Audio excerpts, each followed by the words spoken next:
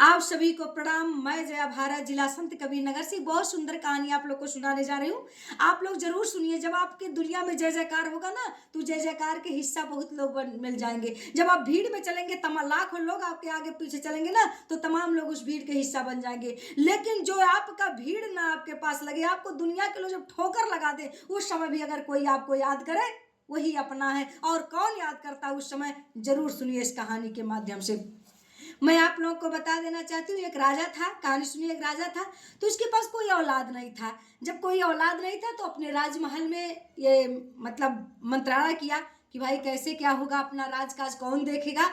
तो कल उसने अपने राज्य में ऐलान कर दिया, कोई आकर के हमें बताए कि हमारे पास किस तरह से औलाद होगा। तो एक तांत्रिक सुना, वो तांत्रिक आया और तांत्रिक ने कहा, राजन हम बताते हैं, आपके पास पुत्र हो जाएगा। तो राजन ने कहा बताइए। तो उसने कहा किसी भी बच्चे को ला करके, जो 14-15 साल के नीचे के होंगे, आप अगर बलिदान चढ़ा देंगे भगवान के नाम पर, तो आपको साल भर के अंदर कोई ना कोई औलाद हो जाएगा।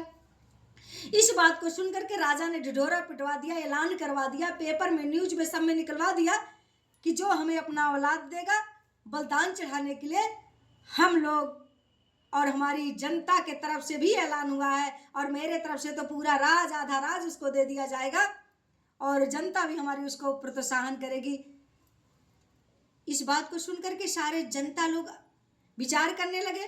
तब तक उसी राज्य में एक ऐसा परिवार था जिसके पास 4 पुत्र थे। उसमें एक पुत्र ऐसा था जो न ज्यादा काम धाम करता, न ज्यादा पढ़ा लिखा था, बड़ा सीधा साधा सरल स्वभाव का था। तो घर के लोगों ने कहा ये निकम्मा है, क्यों नहीं इसी को दे देते हैं। माँ बाप उसको लेकर के राजमहल से पहुंचे, और जब राजमहल पहुंचे और दे करके चले आए। जब चले आए तो उसको कल दूसरे दिन तांत्रिक आया, तांत्रिक ले गया बलिदान चढ़ाने के लिए। तो राजा ने कहा यह अबोध बच्चा है, इसकी इच्छा पूछ लेते हैं। तो राजा ने कहा कोई आपकी इच्छा है? अब तो आप मरने वाले हो, कोई इच्छा हो तो मैं राजा हूँ, हम न्याय करते हैं, आपकी इच्छा का पूरा करेंगे, आप क्या कहना चाहते हो। तो उसने कहा कि हमें 2 मिनट का मौका दे दिया जाए। राजा ने कहा ठीक है। तो उसने इतनी मिट्टी इकट्ठा किया और 4 घर बनाया। 4 घर बनाने के बाद एक घर जब बनकर तैयार हो गया, चारों छोटे छोटे 4 घर मिट्टी का, तो ऐसे कैसे बच्चे बनाते हैं। तो उसने 3 घर को गिरा दिया और चौथे घर के सामने हाथ जोड़ करके बैठ गया।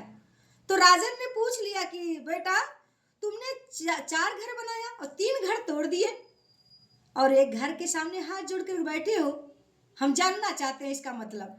तो उस बच्चे ने कहा कि पहला घर मेरे माँ बाप का है, जो ला करके आपको दे दिए, और दूसरा घर इस पूरे समाज का है, मेरे नात बात हित दो रिश्तेदार का है, ये पूरी प्रजा पूरी जनता का है, जिन लोगों ने मना भी नहीं किया, और तीसरा घर आपका था। आप तो राजा हो, आप न्याय प्रिय हो, आपके लिए सब औलाद बराबर हैं, मैं भी तो आपका औलाद हूँ, और आप भी जब न्याय नहीं किए, अभी हिंसा पे उतारू हो गई अपने स्वार्थ में, तो मैंने 3 घर तोड़ दिया। ये संसारिक घर तोड़ करके ये अंतिम घर परमात्मा का है, मैं अपनी जिंदगी उसको सौंप दिया। अब जो उसको करना होगा वो करेगा, बाकी अब मेरा काम पूरा हो गया, हमें बलिदान अब कर दीजिए।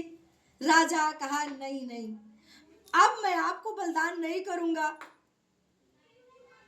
क्योंकि मैं राजा हूं, और मैं आज अगर ऐसा करूंगा तो अन्याय हो जाएगा। तुम्हारे जैसा चालाक, तुम्हारे जैसा होशियार, तुम्हारे जैसा अच्छा समझदार दुनिया में मेरी भी आंखें खोल दिया। अरे एक बच्चा पैदा होगा कि नहीं पैदा होगा, 14-15 साल का तू तो मुझे औलाद मिल गया, परमात्मा की यही इच्छा थी, तू मुझे मिल गया, और परमात्मा की यही इच्छा थी तू राजकाज चलाने के लिए। जब दुनिया के लोग ठुकरा दिए तो भगवान ने तुझे राजा बना दिया, और जब दुनिया के लोगों ने हमें नहीं रोका, मैं इतना मूर्ख हो गया था, तो भगवान ने मुझे एक 14-15 साल का औलाद दे दिया। तो मैं कहने का मतलब ये है कि दुनिया के लोग जब आपका नहीं सुनेंगे, तो परमात्मा जरूर इंसाफ करेगा, परमात्मा जरूर इंसाफ करेगा। इसलिए उस परमात्मा को मत भूलो। धन दौलत रुपया पैसा कोठी महल रानी पा करके, हुस्न जिस्म जवानी पा करके, क्योंकि परमात्मा आपका न्याय करेगा। आप जंगल में रहो चाहे मंगल में रहो, वो रक्षा करेगा, वो रक्षा करेगा, वो रक्षा करेगा। इसलिए सभी लोग परमात्मा के शरण में चलो और परमात्मा का ही ध्यान करो, क्योंकि दुनिया के लोग ठोकर देंगे तब परमात्मा जरूर आपको अपना लेगा, जरूर अपना लेगा।